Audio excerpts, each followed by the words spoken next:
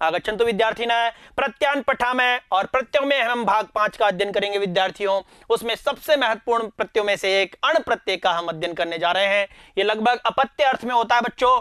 अश्वपत्यादिभ्यश्च, इसका सूत्र क्या कहता है? अश्वपत्यादिभ्यश्च यानी अश्वपति, गणपति, शतपति, कुलपति, गृहपति, धर्मपति, सभापति, प्राणपति, क्षेत्रपति इत्यादि शब्दों से अपत्य अर्थ बताने के लिए अण प्रत्यय होता है। अण का क्या शेष रहता है? अशेष रहता है। यथा अश्वपते अपत्यम, अश्वपते अपत्यम, उसका क्या होगा? अश्वपतम, यानी अश्वपति की संतान वो क्या कहलाती है? अश्वपतम। इसकी हमने सिद्धि भी पढ़ते हैं बच्चों। अश्वपति में जब हम अण प्रत्यय करेंगे, अब जैसे अश्वपति में अण प्रत्यय किया तो इस ई की वो भय संज्ञा हो गई, अश्वपथ ये बनता है।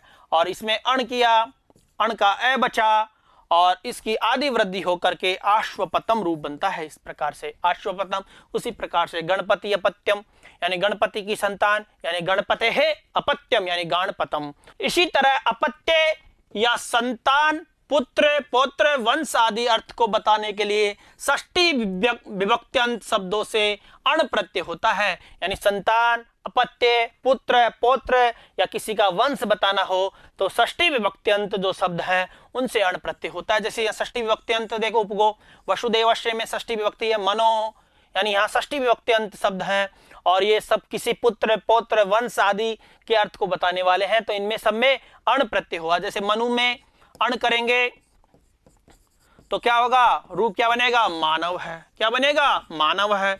उसी प्रकार से वसुदेव में अण करेंगे तो क्या बनेगा? वसुदेव में अण करेंगे तो क्या होगा? वासुदेव है, श्री कृष्ण, यानी वसुदेव की संतान वासुदेव है। उसी प्रकार से उपगु में अण करेंगे तो क्या होगा? उपगव है, उपगु की संतान, तो उपगव है। तो उपगो अपत्यम पुमान उपगव, उपगु का पुत्र। वसुदेवस्य अपत्यम पुमान वासुदेव, वसुदेव का पुत्र। मनोह अपत्यम मानव है, मनु की संतान, मनु की संतान। तो इस प्रकार से अपत्य, संतान, पुत्र, पौत्र, वंश आदि के अर्थ को बताने के लिए षष्ठी विभक्त्यंत शब्दों से अण प्रत्यय होता है। प्यारे बच्चों, शिव, मगध, पर्वत, प्रथा, मनु आदि शिवादि गण के शब्दों से, शिवादि गण में है ये, अपत्य अर्थ में अण प्रत्यय होता है बच्चों। जैसे शिवस्य पत्यम यानी शिव की संतान, शिव में जब हम अण करेंगे तो शैव रूप बनता है। क्या बनता है? शैव बनता है।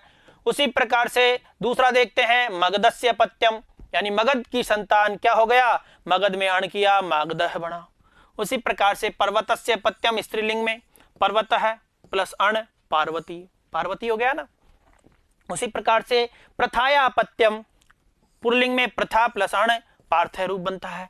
उसी प्रकार से मनोह अपत्यम यानी मनु की संतान, मनु में अण किया तो मानव रूप बन गया। उसी प्रकार से रघु अपत्यम यानी रघु की संतान, रघु में अण किया तो राघव रूप बन गया। उसी प्रकार से यदुः अपत्यम यानी यदु की संतान, यादव रूप बन गया। नदी वाचक तथा मनुष्य जाति के स्त्रीवाचक जो शब्द संज्ञाएं नाम हो तथा जिनके आदि में दीर्घ वर्ण न हो उनसे अपत्य अर्थ में अण प्रत्यय होता है। जैसे नदीवाचक मनुष्य जाति के स्त्रीवाचक जो शब्द जिनके आदि में दीर्घ वर्ण न हो, आदि में दीर्घ वर्ण भी नहीं है देखो, उनसे अपत्य अर्थ में अण प्रत्यय होता है। जैसे यमुनायः अपत्यम यानी यमुना की संतान, यमुना प्लस अण यामुनः रूप बनता है। उसी प्रकार से नर्मदायः अपत्यम, नर्मदा प्लस अण नार्मदः। तो इस प्रकार से ये हुए। जैसे एक सूत्र है ऋष्यन्ध्यक वृष्णिभ्यश्च यानी ऋषिवाचक, कुलवाचक, ऋषिवाचक और कुलवाचक, वृष्णि कुलवाचक, कुरुवंशवाचक शब्दों में अपत्य अर्थ में अण प्रत्यय होता है। जैसे वशिष्ठस्य अपत्यम यानी वशिष्ठ की संतान, वशिष्ठ में अण किया तो क्या बनेगा? वासिष्ठः। उसी प्रकार से विश्वामित्रस्य अपत्यम, विश्वामित्र में अण किया तो क्या बनेगा? वैश्वामित्रः। उसी प्रकार से स्वफल्कस्य अपत्यम, स्वफल्क प्लस अण स्वाफल्कः। उसी प्रकार से नकुलस्य अपत्यम क्या बनेगा? नकुल प्लस अण नाकुलः। सहदेवस्य अपत्यम, सहदेव में अण किया तो सहदेव। इस प्रकार के रूप बनते हैं बच्चों। यहाँ सब में वृद्धि हो जाएगी। देखो आ, वै, वा, तो ना, सा, तो इस प्रकार से ये हुए बच्चों। इसी प्रकार से संतान अर्थ के समान ही अन्य अर्थों को बताने के लिए भी अण प्रत्यय होता है। जैसे संतान अर्थ के समान ही अन्य अर्थों को बताने के लिए भी किसका प्रयोग होता है? अण प्रत्यय का प्रयोग होता है। जैसे देवदारोह विकार है, यानी देवदारू का जो विकार है वो क्या होता है? दैवदारव है। यानी देवदारू में जब हम अण प्रत्यय करेंगे तो क्या बनेगा? दैवदारः। उसी प्रकार से शर्करायाः इदम, तो शर्करा प्लस अण तो क्या बनेगा? सारकरम। ऊर्णायाः इदम वस्त्रम, तो ऊर्णा में अण प्रत्यय करेंगे तो क्या बनेगा? और्णम। उसी प्रकार से पृथिव्याः ईश्वरः, पृथ्वी का जो स्वामी है वो पार्थिव होता है, पृथ्वी प्लस अण पार्थिव है। उसी प्रकार से पंचालानाम स्वामी, पंचाल प्लस अण पांचाल है। कपोतानाम समूह, कपोतों का समूह, कपोत प्लस अण, और इसमें क्या रूप बनता है? कापोतम। विक्षाणाम समूह, और विक्षा में अण प्रत्यय जब हम करेंगे क्या करेंगे? अण, तो क्या बनेगा? वैक्षम रूप बनेगा। उसी प्रकार से सुहृदः भाव है, यानी सुहृद मित्रता का भाव, तो सुहृद में अण किया तो सौहार्दम रूप बनता है, सौहार्दम रूप बनता है। बच्चों इस प्रकार से हमारा अण प्रत्यय यहीं पर पूर्ण होता है। इसमें हमने क्या जाना? अपत्य अर्थ में इनका देख लिया। इसके अलावा शिव आदि जो गण में पठित धातुएं हैं उनसे भी अण प्रत्यय होता है।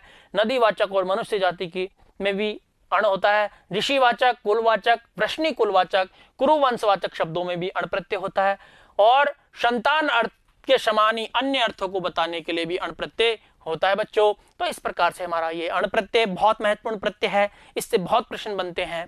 तो इसी आशा के साथ में पूर्ण होता है। आपके ये अच्छे से समझ में आया होगा, और अगले भाग के साथ में हम फिर मिलते हैं। धन्यवाद। नमो नमः।